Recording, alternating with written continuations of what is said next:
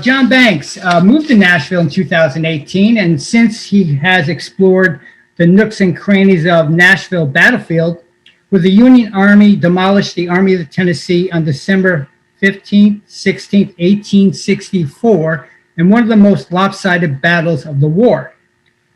John will give us a tour of the battlefield with a focus on human interest stories from his often overlooked Western theater battle.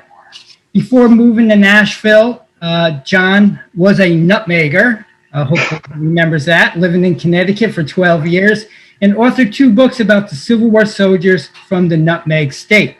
His work has been featured in such notable publications as the New York Times, Civil War Monitor, Civil War News, America's Civil War, and Military Images. He writes a regular column, Rambling, for the Civil War Times. I also know he has an awesome blog out there if you want to check that out on social media.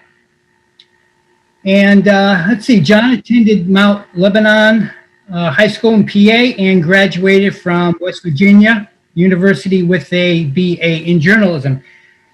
And enough said by me. Let's all welcome John Banks and hear his talk. Oh, wow. That's really nice. First of all, I'm very honored to be in front of my former Nutmeg family. We enjoyed our 12 years up there in Connecticut very much. We lived in Avon. When we moved to Connecticut, I had basically no idea regarding Connecticut's Civil War service, and I ended up immersing myself in it and learning a lot of stuff. And what I've done down here in Nashville, besides visit the honky tonks on Broadway, I spend my time immersing myself in Civil War history down here. And it's a rich Civil War history. I'm very blessed to be able to essentially live on a battlefield, which I'll explain in a second. But also Shiloh is 2 hours away.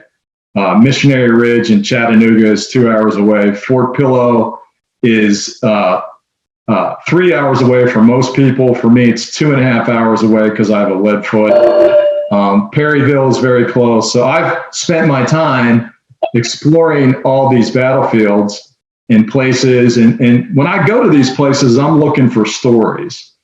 I'm also fortunate to be, I'm on the board of the Battle of Nashville Trust, and we do a lot of neat things. And if you get a chance, go to the website for the Battle of Nashville Trust. So here's the deal. I am not a right flank, left flank person. You're not going to hear from me, you know, they obliqued at 2 p.m. and, you know, made a gallant charge at this point. What I am is a storyteller. And when I go out to visit the nooks and crannies of a battlefield, I'm always looking for cool stories. And I think that's the whole premise of my column for Civil War Times, Rambling. I go looking for stories. My other promise is this will stay till 1 hour. 1 hour. And so you can't nod off during my talk here. Nobody can nod off. And what I want to talk about, as you see the title of the discussion here, and Phil or Dave, we're not we're not moving along on the screen sharing here. It's not going to my next one. Try clicking within the presentation, John. Okay. There we go. Okay, we've surmounted our first technical hurdle. So, all right, I'm just going to give you a basic Cliff Notes version of the Battle of Nashville. As Phil mentioned, it took place December 15th and 16th, 1864. Huge Union victory. George Thomas's Army of the Cumberland. George is off to my left here. Soundly whipped John Bell Hood's Army of Tennessee. There were almost 10,000 casualties. There were 19 Medal of Honor recipients at the Battle of Nashville, all Union, obviously. What it's also notable for, there were several regiments of black troops, mainly almost exclusively former slaves who fought in this battle, fought quite valiantly in this battle. And what I'm going to show you is where they fought. And what's interesting to me about this battlefield is that it's largely gone. There's only about 320 of roughly 3,500 core acres of battlefield that are still around. So what you see, here's a map of Nashville, and I don't know if you can see my cursor, but we live about 8 miles south of the city, right, roughly in this area, right about here, I'm sorry. And if you've been to Nashville before, I-65 goes right here. Most of the battlefield is developed. It's not like Antietam. It's not like Gettysburg. You're not going to see an open field when you come down here. And a lot of people who come here, sadly, they're disappointed. But they really shouldn't be, because there's still stuff that you can see here on the battlefield if you only know where to look. What you're looking at now on your screen is an image that was taken by Jacob Coonley on roughly December 15th, 1864. This is taken from one of the many Union forts that surrounded Nashville. This was taken, I believe, from Fort Casino.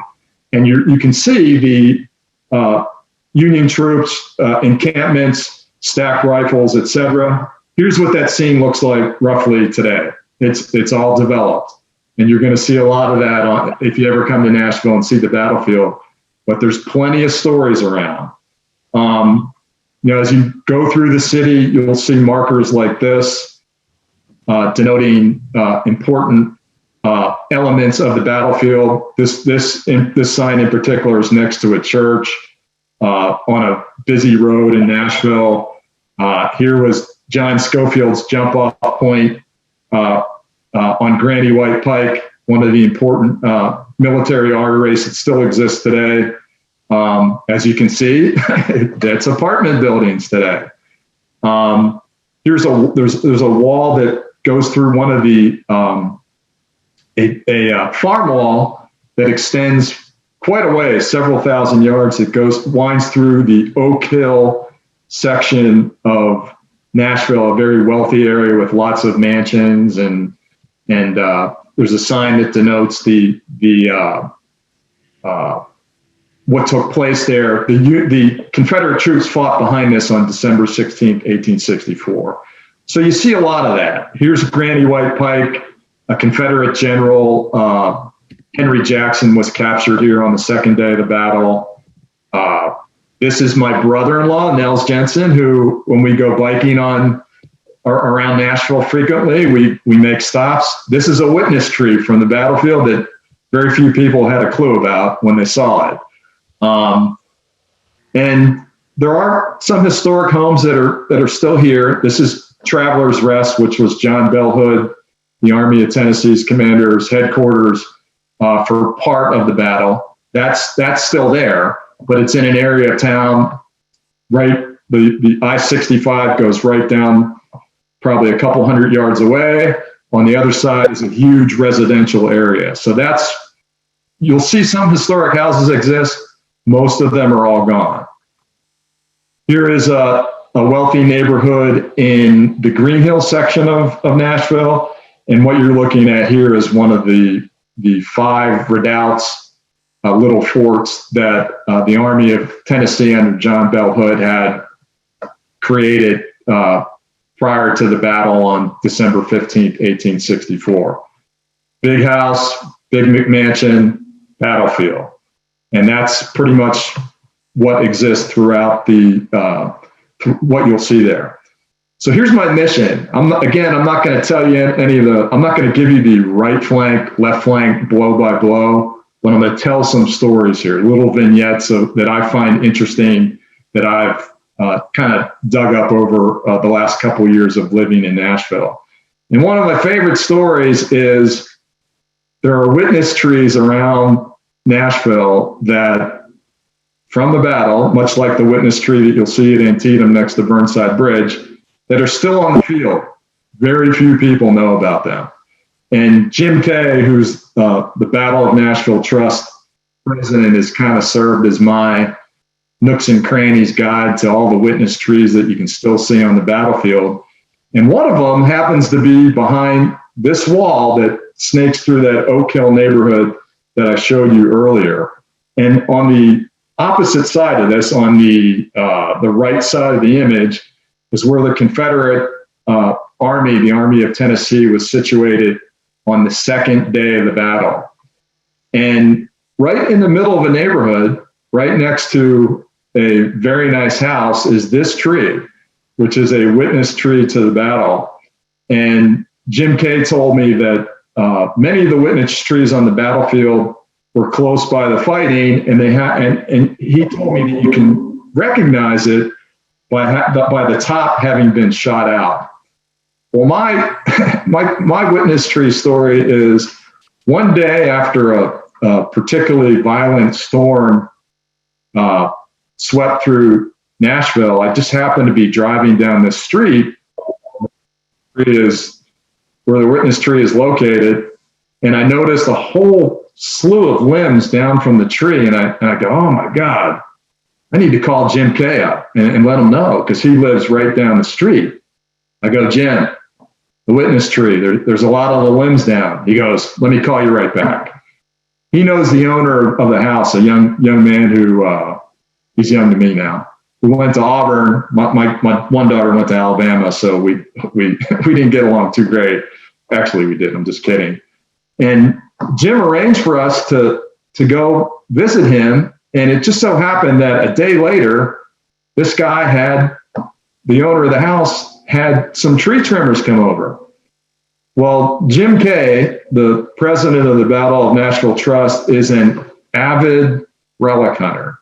He's got an amazing collection of relics. And some of you, Bob Carlson, he's probably nodding right now, wanting to get his hands on a metal detector and go over this place.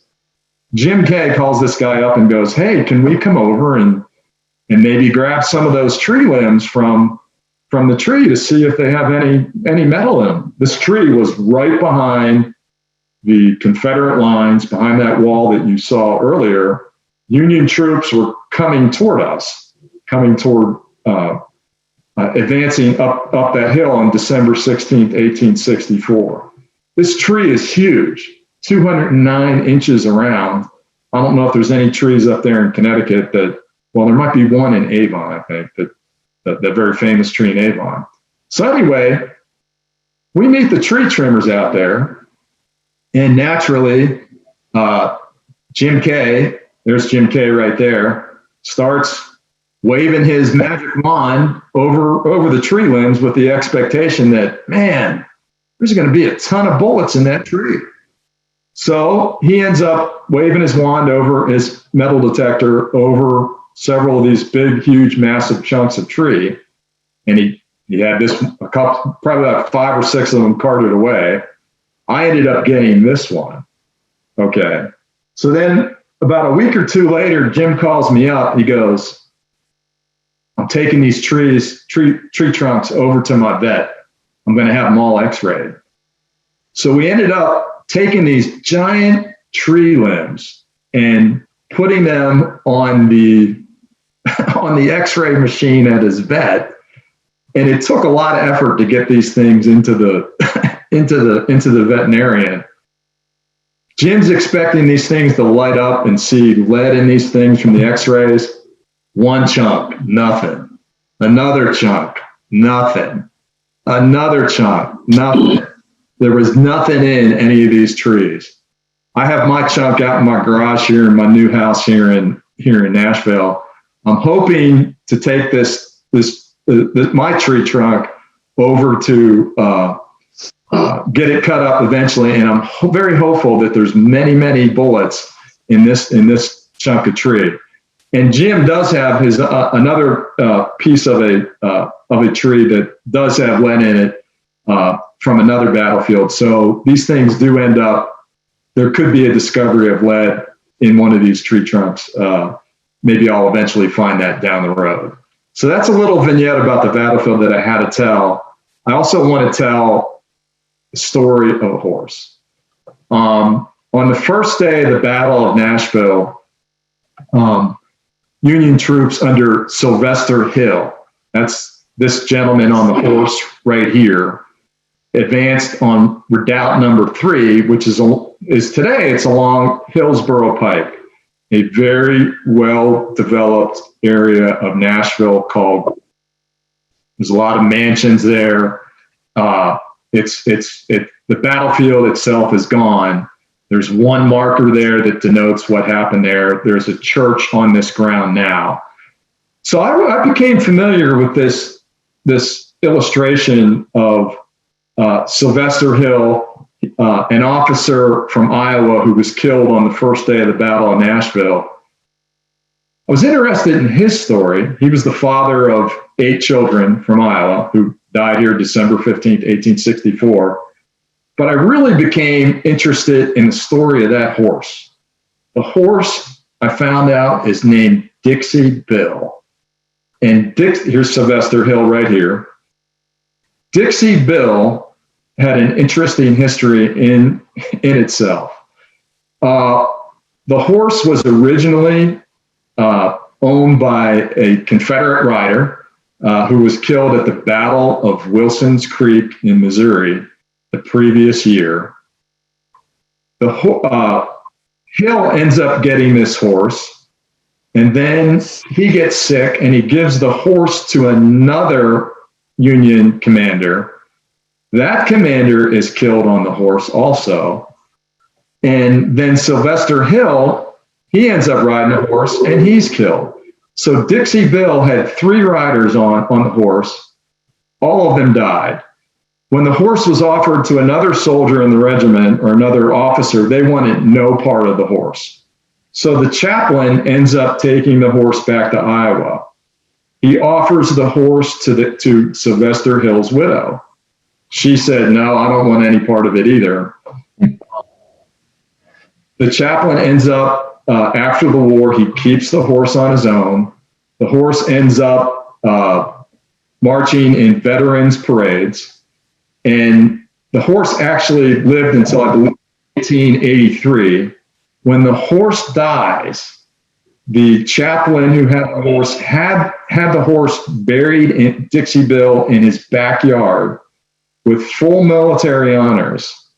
And the horse, for the funeral, there were hundreds of people who came there for the funeral of this horse, Dixie Bill, which is pretty remarkable. And my brother-in-law's brother happens to live in Des Moines. I actually located the house where Dixie Bill is apparently buried and sent my brother-in-law's brother over there to knock on the door. It's kind of in a rough neighborhood, and they looked at my brother like he was a little bit nuts. So there's the story of Dixie Bill. This is where Sylvester was killed. Hill was killed. This is on Hillsborough Road. He was killed roughly in this parking lot. He was charging up this hill, which is now a church, and this is the remains of the redoubt that you see in the foreground here. And a redoubt is essentially a small fort. That's all that's left of it. There's the ground that Sylvester Hill and the Union Army charged up on the first day of the battle right there. Again, you're looking at a residential neighborhood. There's another shot of it. And here's my friend Dave Nichols, who's the archivist at this church on Hillsborough Pike. And occasionally they have sermons in which they talk about the fact that when they have services, their services are right on a battlefield. And during the pandemic, I went over there one day to shoot some video of where Dixie Bill and Sylvester Hill did their thing, and pulled into the parking lot. And I actually pulled into the parking lot of their outdoor service, and I had some trouble explaining to them that I wanted to shoot video of a horse and a soldier who was killed behind the church. They they looked at me kind of strangely. So anyway. Okay. One of the most interesting sites and the most well-preserved sites on the Nashville battlefield is called Shies Hill. And this quote here, I got the sex, race, height, and Waitwright, but I was off on it should be on the time of death by 113 years. I'll explain that in a second, but it's pretty interesting. Here's what Shies Hill looked like in the 1880s. On the second day of the Battle of Nashville, this was the left anchor of the Confederate line. John Bell Hood's Army of Tennessee fell back after they were whipped on the first day of the battle. This is what it looks like, roughly taken from the same angle today, sort of the same angle. And as you can see, you're talking, this is Harding Place Road that goes through Nashville. There's probably 1 in 5,000 people know what the heck happened here in 1864. And from right to left, the Union brigades advanced from right to left, attacking Shies Hill the afternoon of December 16th. I'll show you a few images. I'm going to put on my tour guide hat. This part of Shies Hill has been saved. Much of it has nothing. It became a residential area in the 1950s. This is a Florida battery position on Shies Hill. This is a very famous painting of Shies Hill by Howard Pyle, showing the 5th and 9th Minnesota attacking that day. Here's what that looks like today. And I get a kick out of that. That's like, do those people in that big mansion know what the heck happened here? Wow. On the second day of the battle? Isn't that crazy? Yep. There's the Minnesota Monument on Shies Hill. Shies Hill is very steep. And if you do come to Nashville to sample the honky tonks and the music once the pandemic is over, I highly recommend going out to Shies Hill. It's somewhat steep. It was a decent position for the Confederates, but they were simply overwhelmed on the side.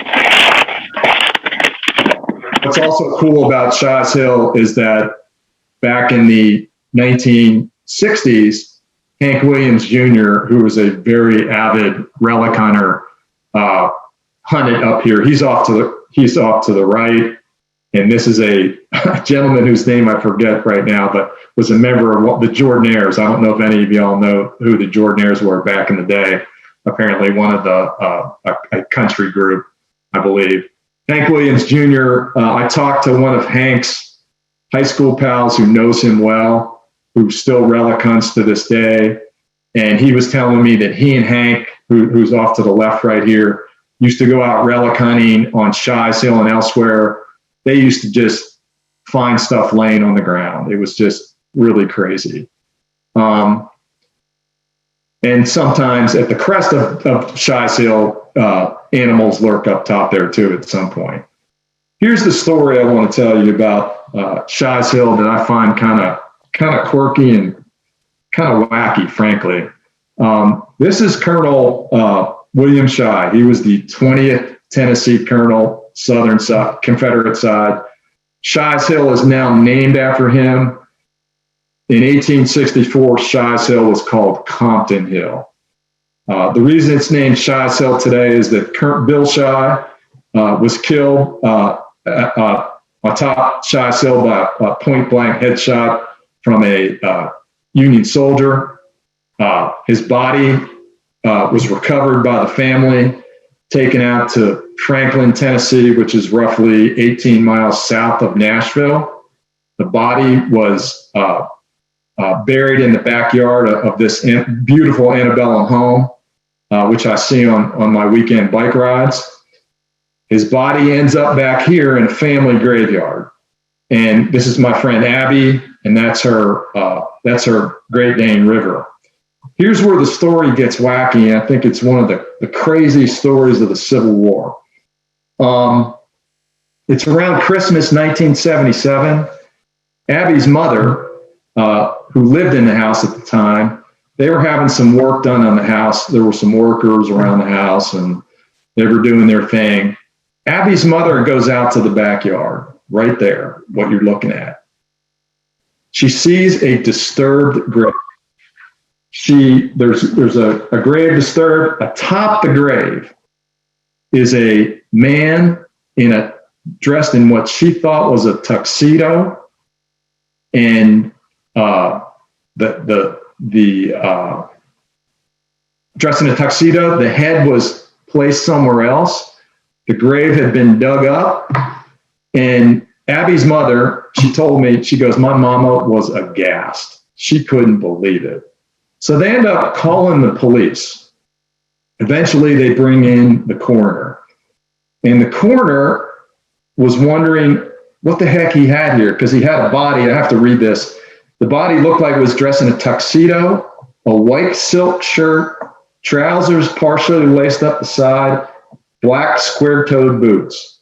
But when the medical examiner looked at the body, he thought it was apparently was so well preserved that they thought the body was a more recent death. The police thought they had a murder on their hands. They thought, they didn't know what they had. It was crazy. Well, eventually the University of Tennessee anthropologist named William Bass eventually determined that the remains were really from the Civil War. How they screwed that up, I don't know. And Bass told the local newspaper, I got the age, sex, race, height, and weight right, but I was off on the time of death by 113 years. It's a crazy story. And if you want to read a little bit more of this, you can read, I wrote about this in my rambling column in Civil War Times in a previous issue. And if you're interested in reading more about it, shoot me a note through my blog. I'll be happy. And there's the grave right there. I'll be happy to tell you a little bit more. All right, as I mentioned earlier in the talk, there were 19 Medal of Honor recipients from the Battle of Nashville. Among them, there was this gentleman, Thomas Geer, who was a lieutenant in the 5th Minnesota. There's the flag that he captured, a Mississippi flag.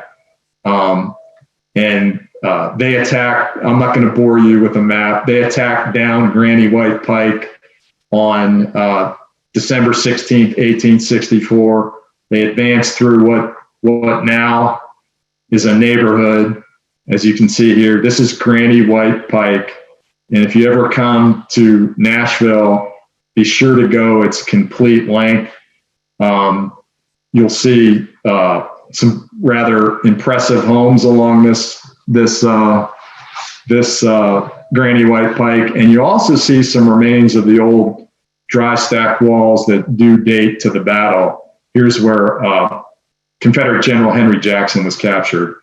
But the 5th Minnesota and 9th Minnesota advanced toward me, and Thomas Geer captured a flag in this what is now a neighborhood on the second day of the battle. What's hard for me to believe is, like, when I go, this is like 2 miles from where I live, and when I see this place, I often wonder if people realize what happened in this neighborhood. There was some really severe fighting here on the second day of the battle, and now what you see are backyards of houses, and this is the approximate area where Thomas Geer captured that Mississippi flag. Essentially, you can see the houses in the background. It's the backyard of all these houses. And, sometimes, like, when I go to battlefields, whether it's Fredericksburg or some of the other battlefields that are more developed, I feel like going up to some people and going, you know what happened here? It's important history happened right in your neighborhood.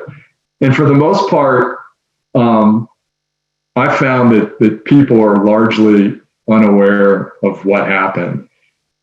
Now, in doing a little bit of digging on these Medal of Honor recipients, I found out that in a lot of these cases, there wasn't a tremendous amount of bravery involved at all. And I think that was the case with Thomas Gear. Well, in fact, I know it was the case with Thomas Gear. He was quoted in his diary about what happened in this area right here. He goes, "It was indeed a desperate thing to go through that storm of grape, canister, and musket balls. We who got through wonder how we escaped. Our feelings cannot be described, but we won the victory." Essentially, how he, quote unquote, captured the flag was he was astride his horse, and there was a Confederate on the other side of a wall or breastworks who was frankly retreating with his flag or going toward the Union lines. He merely told him to stop, hand the flag to him, which he did. And Gear is quoted in his diary as saying, "I was lucky enough to get the battle flag of the 4th Mississippi Regiment in the charge." About a month and a half after the Battle of Nashville, George Thomas, commander of the Army of the Cumberland, ordered the 19 Union soldiers who, quote unquote, captured flags on the battlefield go to Washington, where they were honored by Secretary of War Edwin Stanton. And it was a pretty big deal in the War Department. And just doing a little bit of digging in the circumstances was kind of interesting, because Stanton asked one of the soldiers, "Well, tell me how you captured the flag." And Corporal Frank Carr, 14th Ohio, goes, "A fellow came up to me and asked me to surrender. I wouldn't do it, but put on my bayonet and was going to stand a fight when the fellow ran and dropped his flag.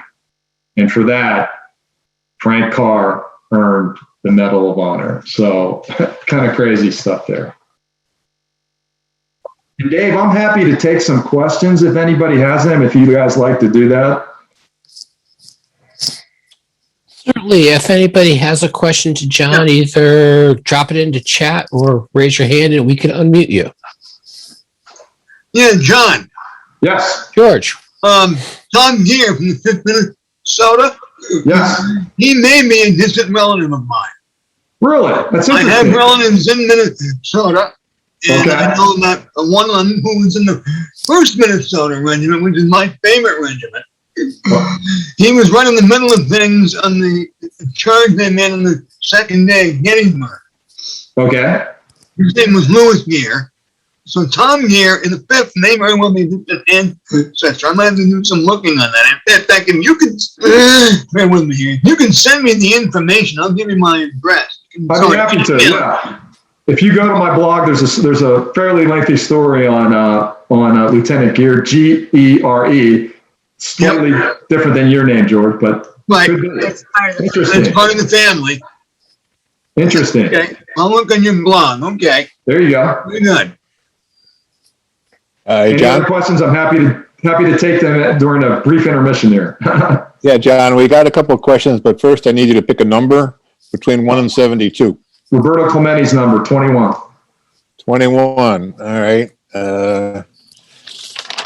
I can read it in my writing. Kenneth Derenbacher. He gets John book. We'll get your address and get it to you as soon as we can. That's Thank you, tremendous. John. Good stuff. You bet.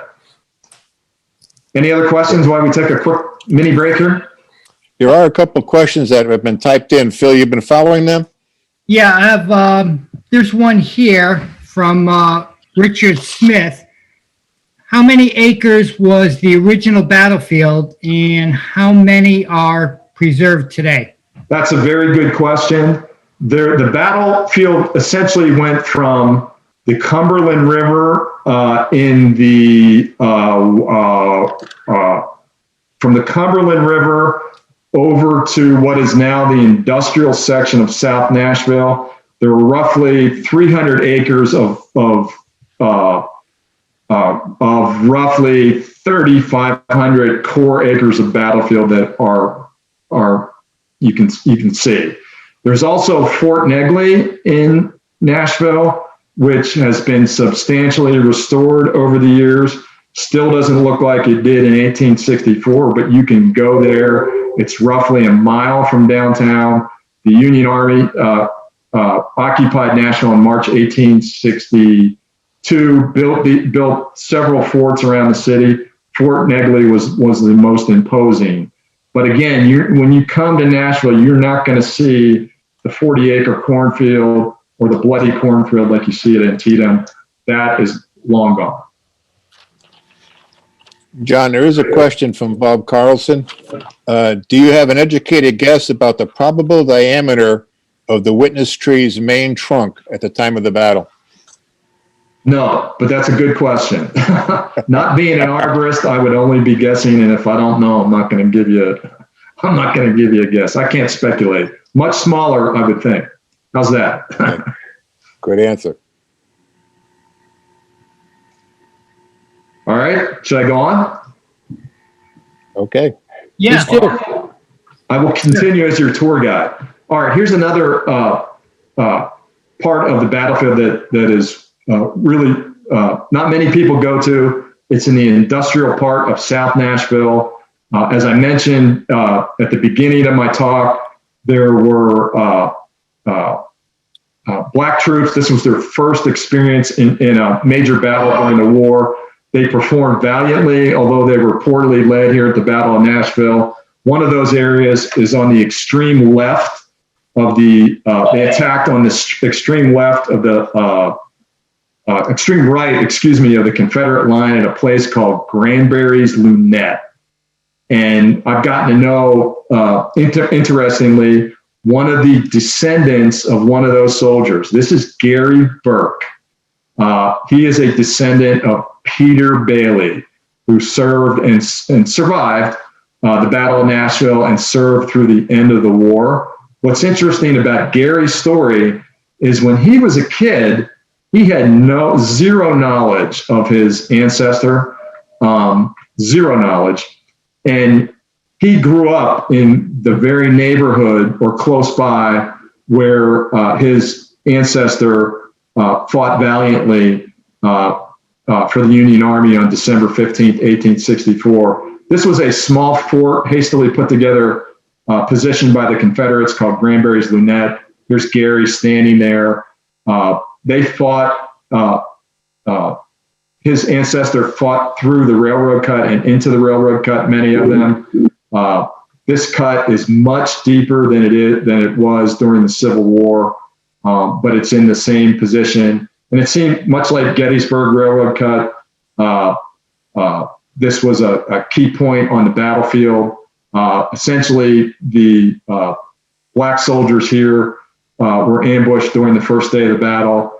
Gary told me while we went out there and I was doing some reporting for a story, he actually went down into this cut. It's not publicly accessible. And I go, Gary, why'd you do that? And he goes, John, I wanted to feel the fear that was in my ancestor that day. Pretty interesting. Okay. One of the most famous parts of the battlefield is Peach Orchard Hill. And if you travel on I-65 south of Nashville, when you're traveling on I-65, you will cut right through part of the battlefield. Peach Orchard Hill was the right of the Confederate line on the second day of the battle. And it was here that black troops fought especially valiantly. They were basically poorly led, but they were cut down by the dozens at Peach Orchard Hill. Much like the rest of the battlefield, this is a residential neighborhood today, which really, it just blows my mind to see that. And what you're seeing here is basically the point where the black troops advanced toward Peach Orchard Hill on December 16th, 1864. And as you can see, this is a sliver of land that's owned by the Tennessee Department of Transportation. As part of the Battle of Nashville Trust, we're aiming to get this point, have signage placed here through the Civil War Trails program. Here's another view of the neighborhood at Peach Orchard Hill. There's a historical marker there, but it's right on a busy Franklin Road. Few people see it. Here's what the neighborhood of Peach Orchard Hill looks like today. The black troops attacked up this hill, didn't get very far. Here's what another view of the ground that they covered today. In the distance is very busy Franklin Road. I got access to the property. It's all property, and the homeowner who lived in the house for a long time told me that they used to have people constantly knock on their door and ask to do some relic hunting, et cetera, in that area. And what's especially notable is that when the black troops attacked here on the second day of the battle, as I mentioned, they were cut down in droves. And what's extremely unusual is that the commander of the Confederate troops, the general in this particular area, his name was James Holtzclaw. And he wrote in his after action report something that you'd rarely see or rarely read from a Confederate commander.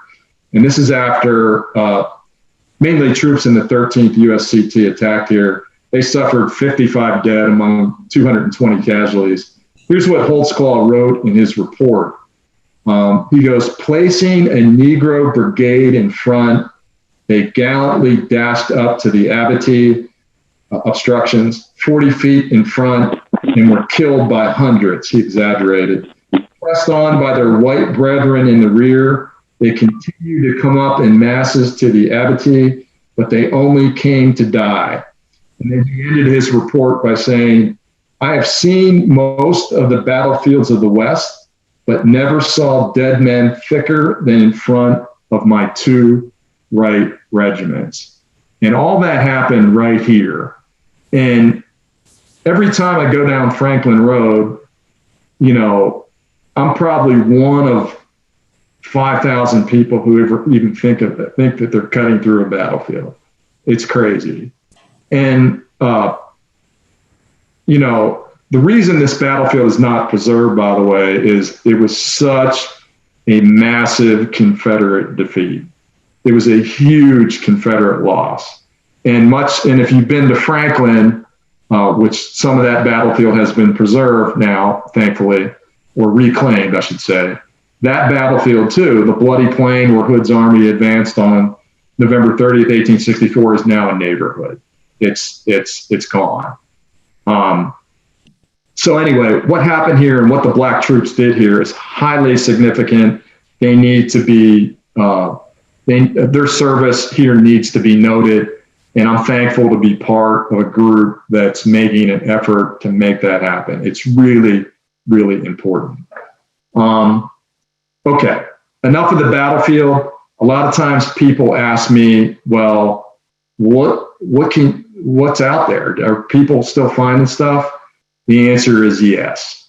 In people in their gardens, in their backyards, their stuff is turning up. Bullets, artillery shells, all kinds of stuff. A few weeks ago, I was out with my Battle of Nashville Trust brethren. I do not own a metal detector. I'm not a relic hunter. I'm interested in stories and history. Other people are into that, which, you know, that's fine. This is a spectacular view from above Granny White Pike, where they were doing some hunting, and on this is the Confederate retreat route. Yankees from across the way were firing on Confederates where the camp where I took the photo from. Here's another view of that, and here's some of what was found that day. There's a bullet right there, something tangible from the Battle of Nashville. There's a there's a Union spur that you see at the top. That was found on the ground. I don't think that was detected. A whole bunch of bullets there you can see. Jim Kay, who lives in Oak Hill, who's the Battle Nashville Trust president. He actually lives in a house on Battlefield. It's a modern house. He goes out his back door, which is where Confederates were positioned on the second day of the battle. He's found a whole ton of stuff. And I took this picture of Jim holding a bucket full of stuff. There was a gentleman next to Jim who was building a new house. He had his old house torn down. Jim asked him if he could do a little hunting in that man's foundation. Jim very quickly found a Hotchkiss shell, that day. Pretty cool. So there you go. That's the Battle of Nashville. I wanted to serve as your tour guide and not give you a left flank, right flank approach. But if you do come here, a lot of people who come to Nashville and are looking for Civil War history, sometimes they go away disappointed, only if you don't know where to look. And if you'd like to know where to look, you can do a couple things. You can read my story in Civil War Times, which is online. You can go to my blog, or you can merely contact me through my email address, jbankstx@comcast.net, and I'd be happy to, if I can't guide you in person, I'll be happy to point you in the right direction. So you can, when you do come here, you can not only enjoy the honky tonks on Broadway, you can enjoy some Civil War history too. So thank you very much. And if you have any further questions, I'd be happy to answer. Hey, John. Yes.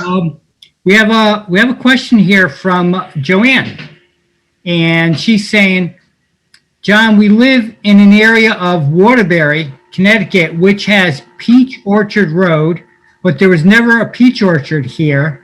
Nearby, there is a Harper's Ferry Road. We are wondering if the road was named for this part of the battle by Connecticut veterans.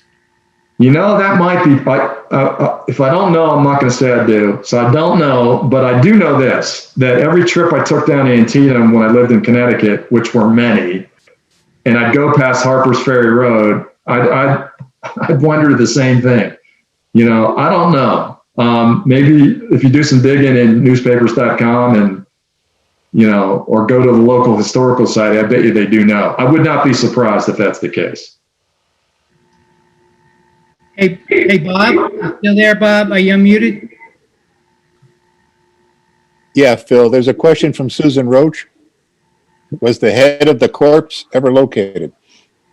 I'm sorry? Was the head of the corpse ever located? Yeah.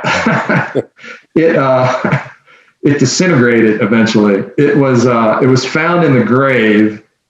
It was found in the zinc coffin, and and apparently the body that was exposed to the elements too long, it just disintegrated.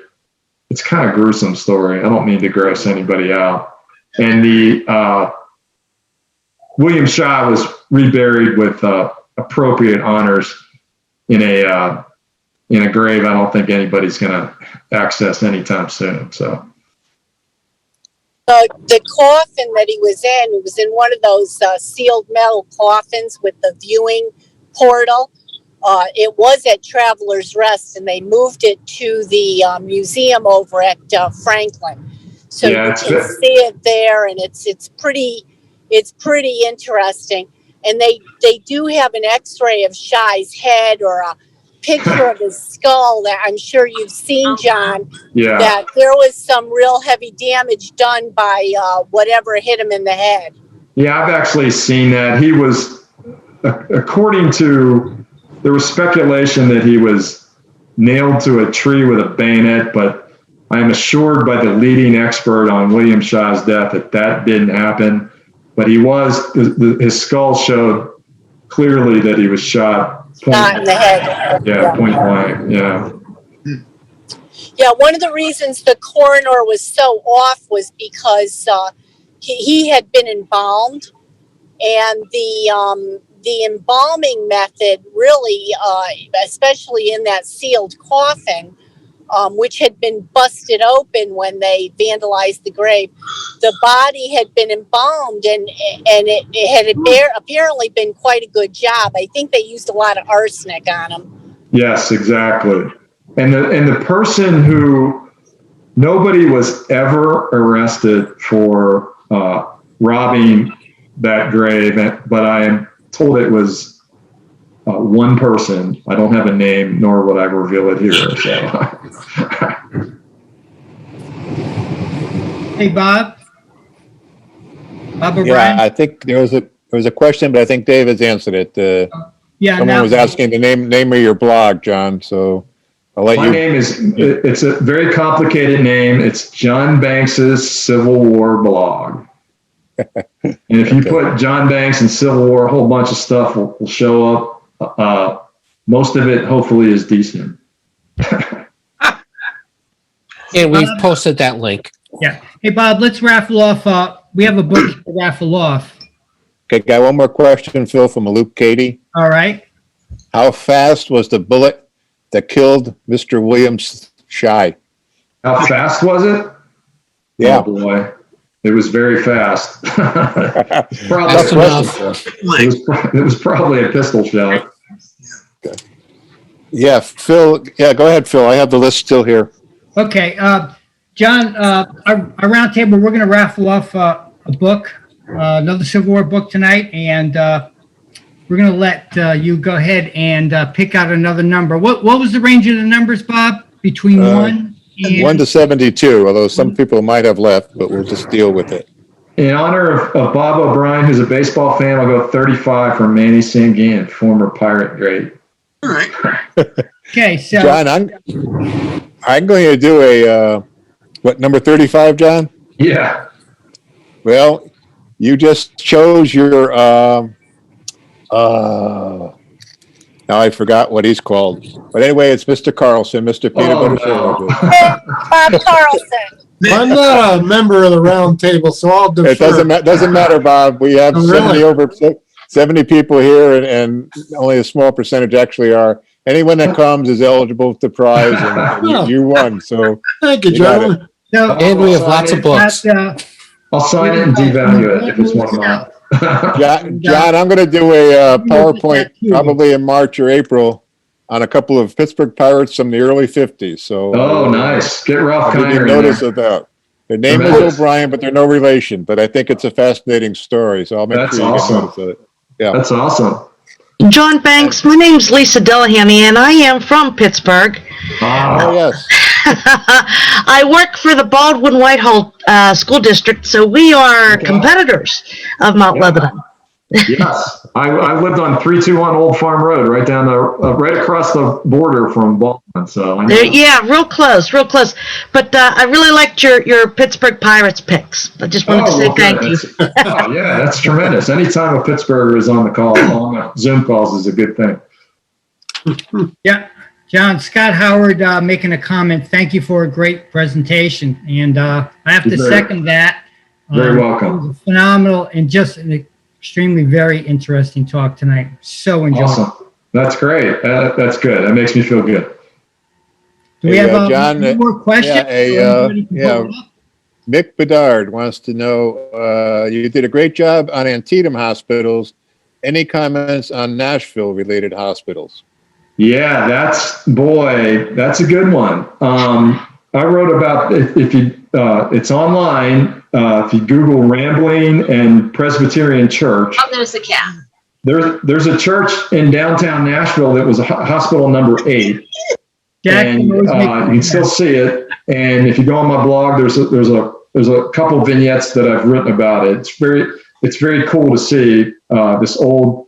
I believe it's Egyptian revival style church in downtown Nashville. It was once the tallest building in town.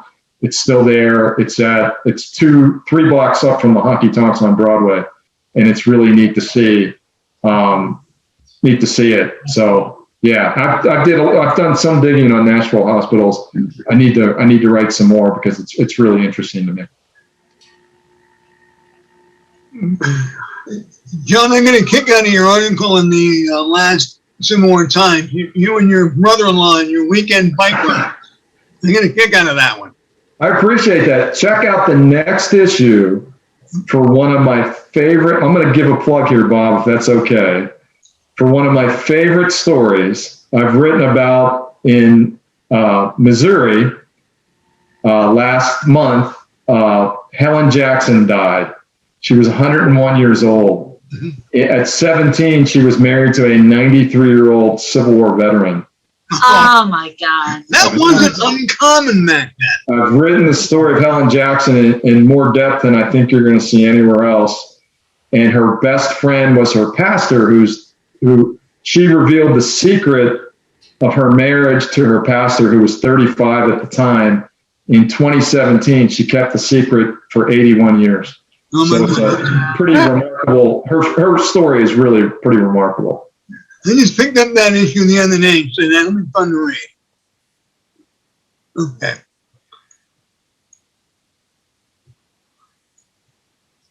We have more questions for John or comments. Yeah, well, there is a question. Randy Simon Siri wants to know when you're coming back, John. She said you made this so real. I may come back to visit. I don't think ESPN is going to hire me anytime soon. I had a great 12 years there. We had a great 12 years there. Enjoyed Connecticut very much. If I do come back, it'll be for research. I do intend to write another book or two, much deeper than anything that I've written so far, now that I think I've got the hang of it. And if I do some deeper research, one of the great joys of living in Connecticut was going down to the Connecticut State Library archives, and there's some rich, tremendous stuff down there that really blew me away that I discovered down there. In fact, not discovered. I'm sure other people have seen it too, but some really great resources down there. And I became pals with a lot of with Jeannie and some of the other people down there in the State Library archives. Really a neat place. So. I think she's also wondering if you're going to come back to do more talks. So we'll figure that out maybe next season. So cool. Yeah, just yeah. As long as you put me up at the Ritz-Carlton, I'm good. Kidding. Four seasons. Yeah, that's it.